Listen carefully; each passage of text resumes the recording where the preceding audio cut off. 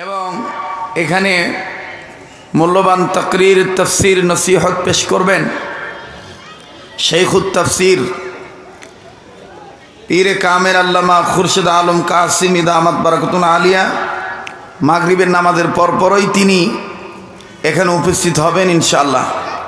এরপরে আমাদের আরেকজন উস্তাদুল আসাতিজা শেখুল হাদিস আল্লামা ইয়াহিয়া মাহমুদ সাহেব দামাত বারাকাতুল আলিয়া, তিনি এশার নামাজের পরপরই এখানে আলোচনা পেশ করবেন, উপস্থিত হবেন আমি যতটুকু জেনেছি। তো আমার অত্যন্ত পরম শ্রদ্ধেয় অভিভাবক তুল্য বড় ভাই হযরত মাওলানা আব্দুল কাইয়ুম সাহেব দামাত বারাকাতুল আলিয়ার অতি এটাকে আমি নির্দেশ বলবো, আদেশ বলবো, অনুরোধ না, যেহেতু উনি আমার বয়সে বড়, এই পথেই আমার যাইতে হবে পদ্মা পাড়ি দিয়ে। এজন্য আসরের নামাজের পরে আমি এই সময়টা পরামর্শ করে দিয়েছিলাম। তো আল্লাহ তাআলা আমাদেরকে যে নেক মজলিসে বসার সুযোগ দিয়েছেন, কম বেশ আল্লাহ যাদেরকেই কবুল করছেন শুকরিয়া আদায় করি আলহামদুলিল্লাহ। আর যারা বাইরে শুধু শুধু ঘোরাঘুরি করছেন, নেক মজলিসে আসলেও সওয়াব, নেক মজলিসে বসলেও সওয়াব, নেক মজলিসের দিকে তাকাইলেও সওয়াব, ধ্যান রাখলেও সওয়াব। এজন্য আমরা সময়টা কাজে লাগাই। আর কুবাইলে মাগরিবের পূর্বে দোয়া কবুল হয়। এজন্য কার কি মনে চাওয়া পাওয়া এ রজবের চাঁদে জুমার আগের রাত্রে, জুমার রাত্রে বৃহস্পতিবার সূর্য ডুবে গেলেই জুমার দিনের চাঁদ উঠে যাবে। আল্লাহ আমাদের হায়াতের মধ্যে বারাকা দান করেন, বলেন না আমিন। যেহেতু সময় খুব সংক্ষেপ, এই জন্য অতি সংক্ষেপে উম্মতের হক্কানি আলেমদের পক্ষ হইতে আমি আপনাদের সম্মুখ পানে সামান্য কিছু সময় আজানের আগ পর্যন্ত আমি আলোচনা চালাবো। আল্লাহ তাআলা আমাদের সবাইকে ইখলাসের সহিত কথা বলা এবং কথা শোনার এবং আমল করার তৌফিক দান করেন। আপনারা সবাই জানেন যে আমাদের নজরে এই ভারত উপমহাদেশে, বাংলাদেশে, বিশেষ করে এই বাংলাদেশে, আমার মাতৃভূমিতে, আমার আপনার মাতৃভূমিতে মাদ্রাসা শিক্ষা ব্যবস্থা অনেক ধরনের আছে। তোর মধ্যে আমাদের কাছে বেশি মশহুর হলো দুই ধরনের। বলেন মাদ্রাসা শিক্ষা ব্যবস্থা কয় ধরনের? দুই ধরনের। Number 1 Qawmia, number 2 Alia.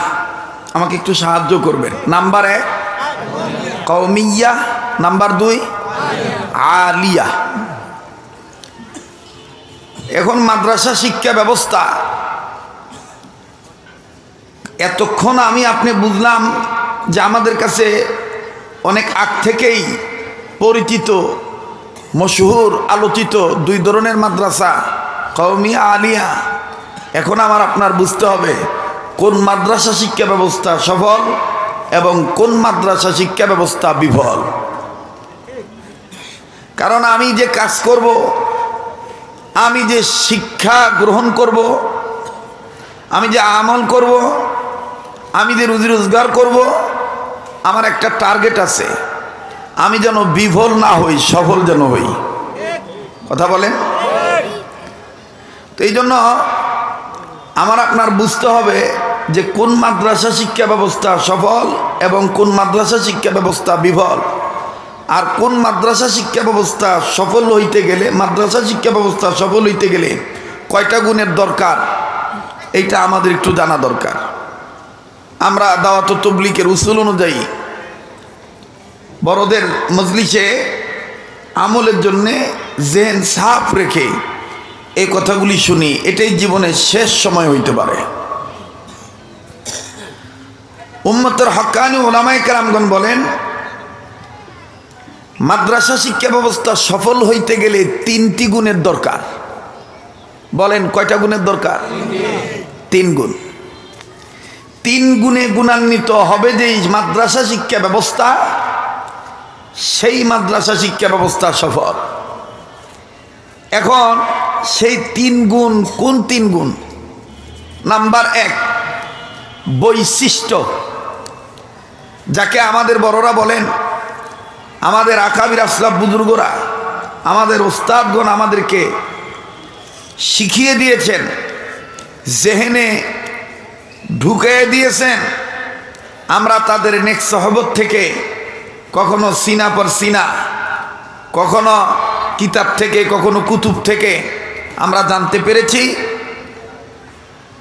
হযরত উলামায়ে কেরামগণ লেখেন, দুনিয়ার সমস্ত ঐতিহাসিক ইসলামিক চিন্তাবিদগণ বলেন, মাদ্রাসা শিক্ষা ব্যবস্থা সফল হইতে গেলে 3টা গুণ লাগে। এই 3 গুণের মধ্যে প্রথম নম্বর গুণ হলো বৈশিষ্ট্য, আর বৈশিষ্ট্যর স্তর হলো 2টা, শিক্ষা এবং দীক্ষা, যেটাকে আমাদের বুজুর্গরা বলেন এলেম এবং আমল। বলেন এলেম এবং আমল, জানা এবং মানা, জানা এবং মানা। 2 নম্বর গুণ হইল আদর্শ। আমি আমার শিক্ষা ব্যবস্থায়, আমি আমার জীবন আল্লাহর দয়ায় পরিচালনার ক্ষেত্রে, আমার জীবনে আমি আমার এই জীবন আদর্শ, কার আদর্শ বাস্তবায়ন করার ফিকির করব, চিন্তা করব, কার আদর্শ আমি মানব, এটাই উম্মতের হক্কানি উলামায়ে কেরামগণ বলেন যে 3 গুণের মধ্যে 2য় নম্বর গুণ হলো আদর্শ। আদর্শর সংজ্ঞা স্তর 2টা। 1 নম্বর, আমার আপনার জীবনের ক্ষেত্রে, সকল ক্ষেত্রেই আমি আদর্শ নকল করব, আমি ওই আদর্শে আদর্শবান হব যার আদর্শকে আল্লাহ পাক আমাদের জন্য উত্তম আদর্শ বানাইছেন। মহাব্বত করে নামটা বলি, মুহাম্মাদুর রাসূলুল্লাহ সাল্লাল্লাহু আলাইহি ওয়াসাল্লাম। ওই রসুলের আদর্শ উত্তম আদর্শ, সন্দেহ আছে? সন্দেহ নাই, কোনো সন্দেহ নাই।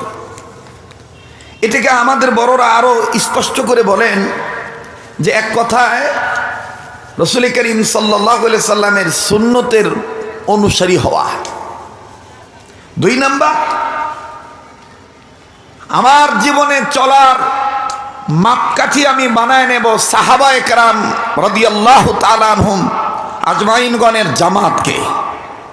আমি আমার জীবনের চলার মাপকাঠি বানাবো সাহাবায়ে কেরামের জামাতকে, যেটাকে আমাদের বড়রা সংক্ষেপে বলেন আহলে সুন্নাত ওয়াল জামাত। আহলে সুন্নাত, সুন্নতের অনুসারী, আর ওয়াল জামাত, সাহাবায়ে কেরামের জামাত। এই হলো 2 গুণ। নাম্বার 1 হলো বৈশিষ্ট্য, নাম্বার 2 হলো আদর্শ। কথা বোঝা যায় তো? আর গুণ বাকি থাকলো কয়টা? 1টা। ওই 1টা গুণ কোন গুণ? সেই 1টা গুণ হইল, শেষ গুণ হইল 3 নম্বর গুণ হইল উদ্দেশ্য, মাকসাদ, উদ্দেশ্য। মাদ্রাসা করার উদ্দেশ্য কি? মাদ্রাসা গড়ার উদ্দেশ্য কি? মাদ্রাসায় পড়ার উদ্দেশ্য কি? মাদ্রাসায় বাচ্চাদেরকে পড়ানোর উদ্দেশ্য কি? মাদ্রাসায় দান করার উদ্দেশ্য কি? মাদ্রাসায় দান নেওয়ার উদ্দেশ্য কি?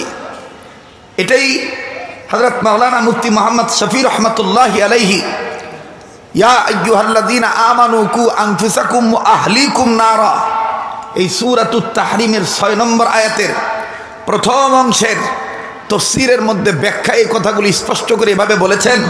হযরত বলেন যে উদ্দেশ্য হলো একটাই, যারা মাদ্রাসা গড়বে, যারা মাদ্রাসা গড়াবে, যারা মাদ্রাসায় পড়বে, যারা মাদ্রাসায় পড়াবে, যারা মাদ্রাসায় এলেম গ্রহণ করবেন, যারা মাদ্রাসায় এলেম অর্জন করবেন এবং যারা মাদ্রাসায় এলেম শিক্ষা দিবেন, প্রত্যেকের একটাই উদ্দেশ্য, ওয়ালিয়ুনযিরু কওমাহুম, গোটা জাতিকে জাহান্নামের আগুন থেকে বাঁচায় দেওয়া। এটা হলো উদ্দেশ্য। আর এই উদ্দেশ্য যখন আপনি সাকসিয়াত অর্জন করতে যাবেন, এই উদ্দেশ্যটা যেন আপনার সঠিক থাকে, আমার জীবন মরণ যেন বিফলে না যায়, সফল যেন হয়, এই চিন্তা চেতনা যখনই আপনার বৈশিষ্ট্য, এলেম এবং আমল আদর্শ রসুলের সুন্নতের পুরাপুরি অনুসারী এবং সাহাবায়ে কেরামের জামাতকে মাপকাঠি মেনে যখন আপনি উদ্দেশ্য ঠিক রেখে নিজে জাহান্নামের আগুন থেকে বাঁচবো, অপরকে জাহান্নামের আগুন থেকে বাঁচাবো, এই সফলতার চিন্তা করে যখনই উম্মতের হক্কানি ওলামায়ে কেরাম তলবে আজিজ আগাইতে যাবে, তখনই কোনো না কোনো হামলা, মামলা, ঝামেলা, আমলা কর্তৃক আসতে পারে।